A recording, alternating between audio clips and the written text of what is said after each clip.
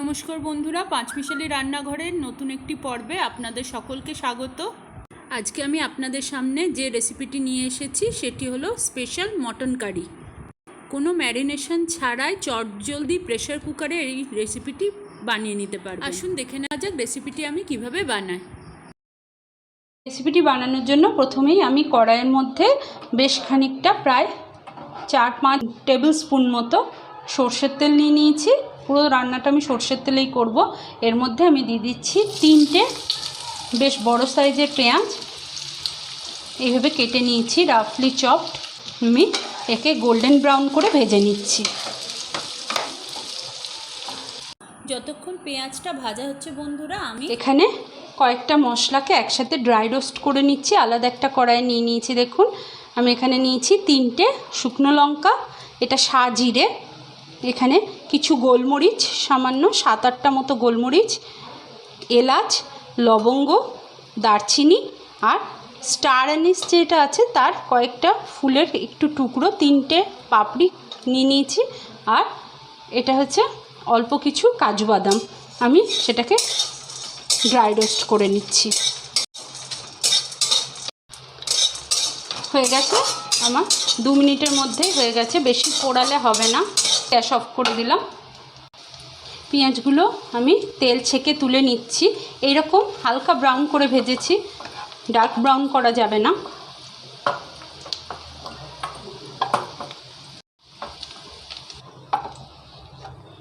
দেখুন পেঁয়াজগুলো আমি তুলে নিয়েছি, যেটাকে আমি একটু ঠান্ডা করে নেব, তারপর আমি পেস্ট বানাবো। এর সাথে আমি এই ড্রাই মশলাগুলো রেখে দিচ্ছি।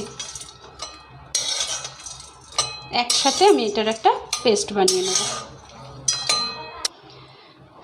দেখুন বন্ধুরা, আমি কিন্তু মাংসটাকে কোনো ম্যারিনেটও করিনি, নুনও মাখাইনি, এমনকি হলুদও মাখাইনি। ডাইরেক্ট এখানে কিছুটা পরিমাণ তেল আছে। যেহেতু পাঁঠার মাংস থেকে যথেষ্ট পরিমাণ তেল বেরোয়, তাই আমি খুব কম পরিমাণ তেল অ্যাড করব। অল্প একটু তেল অ্যাড করলাম। তেলের মধ্যে আমি মাংসগুলোকে দিয়ে দিচ্ছি, জল ঝরিয়ে রাখা মাংস।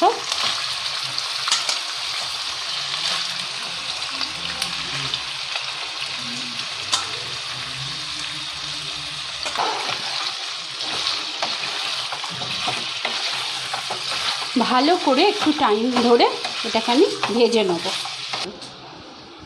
মাংস ভাজা হতে হতে বন্ধুরা, আমি এখানে 2টো মিডিয়াম সাইজের টমেটো নিয়ে নিয়েছি, আর এখানে নিয়েছি 1.5 ইঞ্চি পরিমাণ আদা, আর একটা মিডিয়াম সাইজের রসুনের কোয়া। আমি সবগুলো একসাথে পেস্ট বানিয়ে নিচ্ছি। দেখুন বন্ধুরা, মাংসটা বেশ ভালো করে ভাজা ভাজা হয়ে গেছে। এবার আমি এর মধ্যে দিয়ে দিচ্ছি আদা রসুন আর টমেটোর পেস্টটা আমি দিয়ে দিলাম। এর মধ্যে আমি কিছু গুঁড়ো মশলা অ্যাড করছি। প্রথমেই দিচ্ছি 1/4 টিস্পুন হলুদ গুঁড়ো, 1/4 টিস্পুন লাল লঙ্কার গুঁড়ো, 1/2 টিস্পুন দিচ্ছি কাশ্মীরি লাল লঙ্কার গুঁড়ো, দিচ্ছি 1 টিস্পুন জিরে গুঁড়ো, 1 টিস্পুন ধনে গুঁড়ো। এবার আমি এটাকে ভালো করে কষে নেব মশলা দিয়ে।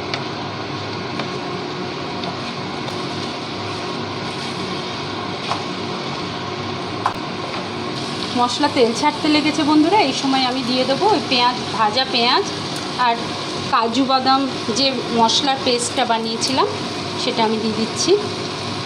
মানে মিক্সার গ্রাইন্ডারের জারটা ধুয়েও আমি সেই জলটা এতে দিয়ে দেবো। এই যে ব্যাস, এবারে আবার কষে নেবো। বেশিক্ষণ কষতে হবে না, যেহেতু এটা ভাজা পেঁয়াজ।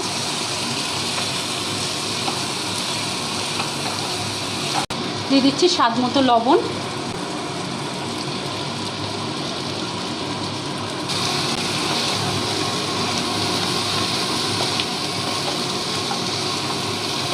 দেখুন মশলা কষা হয়ে গেছে।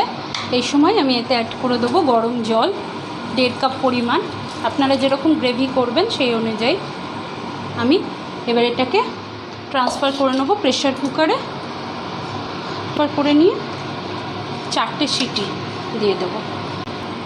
আপনারা যেরকম নরম মাংস খেতে চান সেই অনুযায়ী সিটিটা অ্যাডজাস্ট করে নেবেন। আমি এখানে 4টে থেকে 5টা সিটি দেবো। তারপর ভেপারটা কিছুক্ষণ রাখার পর আমি বাইর করে দেখাচ্ছি। প্রেশার কুকারে 4-5টা সিটি দিয়ে নিয়েছি।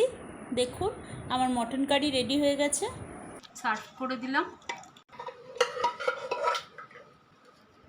দেখুন